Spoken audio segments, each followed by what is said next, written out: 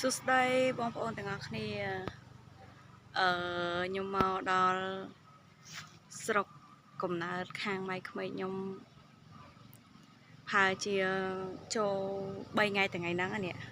ប៉ុន្តែខ្ញុំអត់បានចេញវីដេអូជាមួយនឹងទេសភាពជុំវិញផ្ទះ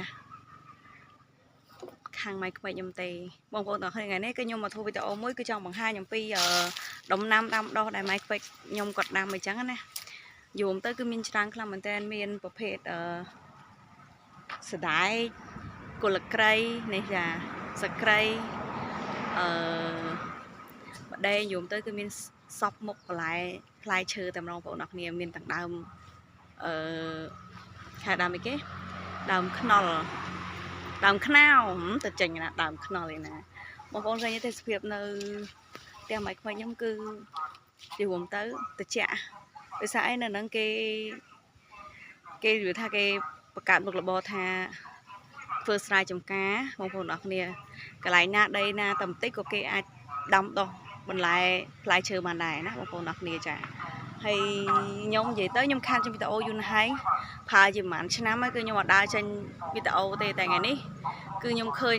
ដំណាំដាំដុះផ្ទះម៉ៃក្មេកខ្ញុំច្រើនពេកអញ្ចឹងហើយក៏ខ្ញុំចេញវីដេអូមួយទៅបងប្អូនអរគ្នាឃើញទេនេះបងប្អូនអរគ្នានេះគឺជាសដែកអាហ្នឹងប្រភេទគឺជាសដែកហ្នឹងគេអាចស្ងោរញ៉ាំបានបងប្អូនអរគ្នាចា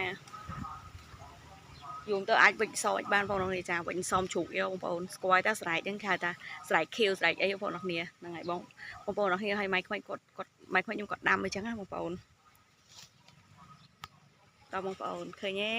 ថ្ងៃហ្នឹងកាមេរ៉ា Android កាមេរ៉ាស៊ីនយំទៅចាំថត iPhone មិនតែថតទៅអត់លឺទេបងប្អូននឹងស្រាប់ឲ្យវាលឺទៅវាថាវាលឺតែខ្យល់វាអត់លឺសលេងដោយសារវាខូចមិចអញ្ចឹងណាអញ្ចឹងហើយយើងមកថតកាមេរ៉ាស៊ីនរបស់ Android តែម្ដងទៅចានេះបងប្អូនយំទៅផ្ទះម៉ៃក្មេកខ្ញុំហ្នឹងគាត់នៅជាប់ខ្នល់ធំដែរបងប្អូនចាទេសភាពហ្នឹងជិះពីពីខ្នល់ធំខាងលើមករហូតមកដល់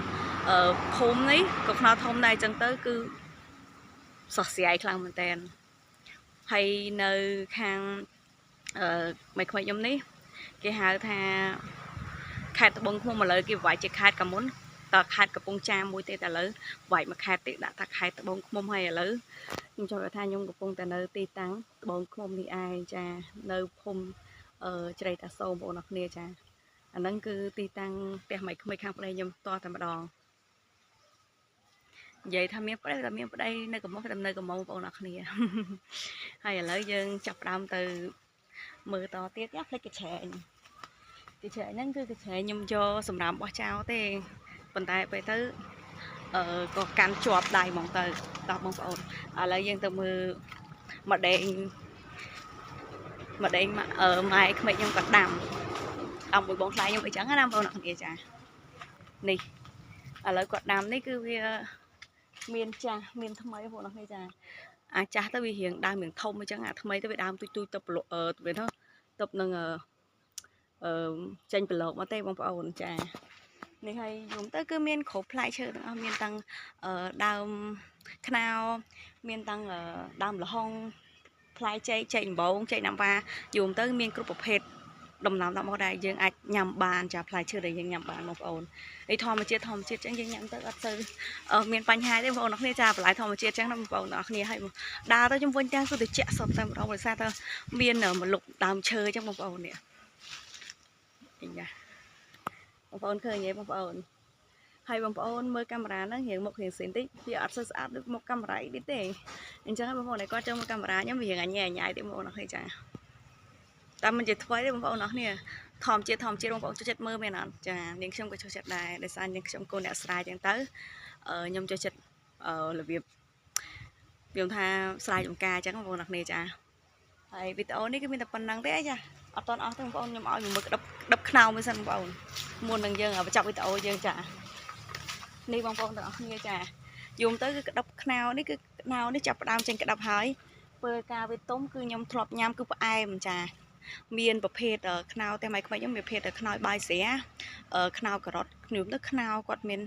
ពីប្រភេទរបស់ខ្ញុំទៅឆ្ងាញ់ខ្លាំងមែនទែនដោយសារតែខ្នើធម្មជាតិយើងអត់បានបាញ់ថ្នាំបងប្អូនចាហើយមួយទៀត